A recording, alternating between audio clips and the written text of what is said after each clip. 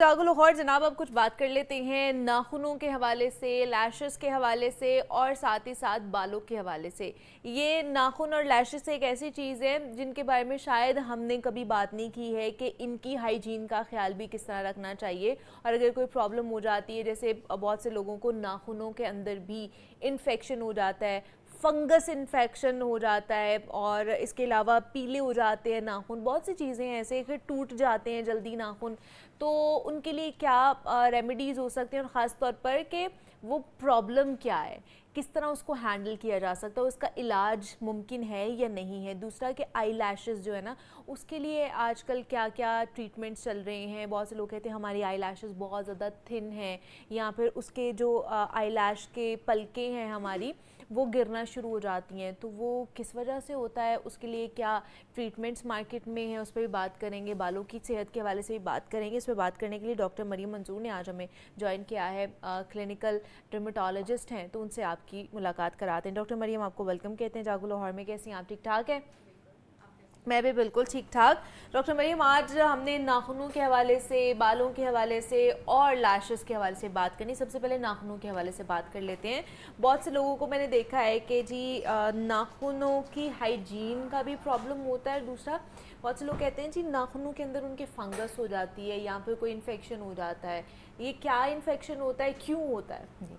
अच्छा, इसमें मैं आपको बताऊं कि नाखून में मोस्ट कॉमनली जो हमारे यहाँ पे हमारे पास जो क्लिनिक में आते हैं या इस तरह से जो जिनको क्रॉनिकली स्किन के प्रॉब्लम्स होते हैं, उनमें अच्छा। अक्सर नाखून इन्फेक्टेड होते हैं। ओके। और वो क्या होता है, या कुछ ऐसे प्रोफेशंस हैं उनमें भी नाखून बहुत मुतासिर होते हैं। जैसे वो लोग जो गीला कपड़ों का काम करते हैं, डाइज़ का, या हेयर ड्रेसर्स और मेकअप आर्टिस्ट, और ये क्योंकि इनके नाखून जो है मुख्तलिफ चीज़ों से एक्सपोज होते रहते हैं, केमिकल से, तो नाखून की जो लेयर्स होती हैं वो थिन हो जाती हैं और वो फिर ईजिली इन्फेक्शन कैच कर लेती हैं। ठीक है, जैसे शेफ्स हैं, ठीक है, होटल में काम करते हैं, या ऐसे इन्वायरमेंट या ऐसे प्रोफेशन जिनमें हॉट ह्यूमिड वेदर होता है या वहाँ पे जगह गर्म होती है, तो उनमें इन्फेक्शन का रेट बढ़ जाता है नाखून में।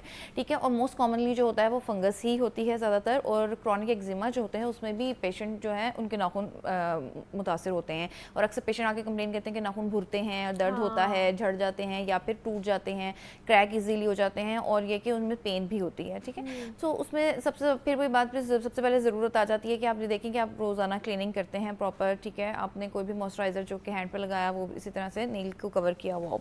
नंबर 2, फिर अगर जो इन्फेक्शन है उसके लिए तो आपको पास डॉक्टर के पास ही जाना होगा। वो डॉक्टर आपको देख के और दवाई का बताएगा। एक तो ये कि उसमें सबसे जो घर पे आप कर सकते हो ये कि नाखून को ड्राई रखने की कोशिश करें। अच्छा, अगर कोई ऐसा काम करते हैं कि जो जिसमें ज़्यादा देर नाखून गीले रहते हैं या हाथ गीले रहते हैं या बार बार धुलने वाला होता है, हाँ। या सफाई या क्लीनर्स का ज़्यादा इस्तेमाल होता है, तो फिर यही है कि धोने के बाद कोई सा भी मॉइस्चराइज़र या लोशन वगैरह लगाएं, सो दैट वो नाखून जो है उस पर एक प्रोटेक्टिव लेयर बन जाए। ठीक है, और फिर अगर इन्फेक्शन है तो उसके लिए हमें दवाई ही लेनी पड़ेगी, वो तो हमें दवाई का ही इस्तेमाल करना पड़ेगा।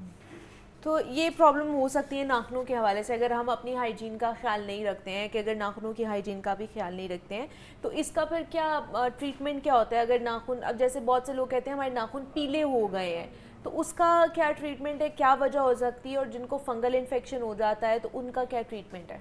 अच्छा, जो आपने देखा होगा कि आजकल नेल पेंट्स या इस तरह की ट्रीटमेंट्स या फ्लैशी जो नेल जेल्स वगैरह आ रहे हैं, वो भी बहुत ज़्यादा नेल्स को डैमेज करते हैं। कि जब आप नेल उतारते हैं, अक्सर एक दो पेशेंट मेरे पास आए, वो कहते हैं कि हमने ना ज़बरदस्ती उतारने की कोशिश की, ग्लू ज़्यादा लग गया था या क्या, तो उसके साथ नेल प्लेट भी निकल आई और आधा नेल टूट गया और उसके बाद वो ब्लीडिंग और बहुत सारा मसला उसको रहा, इन्फेक्शन हो गया। तो इस तरह की भी बहुत सारी चीज़ें लोग आजकल खुद करने की कोशिश कर रहे होते हैं घर पर या इस तरह से, तो उनको भी एक तो अवॉइड करना चाहिए। ठीक है, नंबर 2 ये कि गुड क्वालिटी, जब भी आप नेल पेंट यूज़ करें तो good quality nail paint use करें और रिमूवर भी अच्छा वाला, ताकि आप उसको टाइमली उतारें, सो दैट उस पर बहुत ज़्यादा देर स्टेनिंग ना हो। ठीक है, क्योंकि अगर एक देखें ना स्टेन लगा रहेगा तो डेफिनेटली वो नाखून पर भी इफेक्ट करेगा। और फिर तीसरी चीज़ ये आ जाती है कि सफाई में क्या करें कि आप एक तो टाइमली उसको वॉश करें। ठीक है, और वॉश करने के बाद कोई भी एक अच्छा एक मॉइस्चराइज़र जो है वो आप साथ ही, जैसे नेल्स हैंड पे लगाते हैं तो नेल्स पे भी लगाएं। हैंड क्रीम आजकल बहुत अच्छी अच्छी आ रही हैं, बहुत रीज़नेबल प्राइस में, उनको साथ इस्तेमाल करें। ठीक है, जिससे कि नेल का बैरियर अच्छा रहे। और जब इन्फेक्शन की बात आ जाती है तो इन्फेक्शन में देखिए हमें ना डेफिनेटली मेडिसिन का ही इस्तेमाल करना होगा। एक तो नेल को ड्राई रखना होगा, और नंबर 2 हमें मेडिसिन का इस्तेमाल करना होगा। उसमें लगाने वाली भी होती हैं और खाने वाली भी होती हैं। सो वो सिवियरिटी पे डिपेंड करता है। अगर 1 या 2 नेल्स की इन्वॉल्वमेंट होती है तो हम यूजुअली लगाने वाली दवाई देते हैं, लेकिन अगर 4 या 5 से ज़्यादा नेल होते हैं तो फिर हम उन्हें खाने के लिए भी दवाइयों को खाने के लिए भी वो दे देते हैं।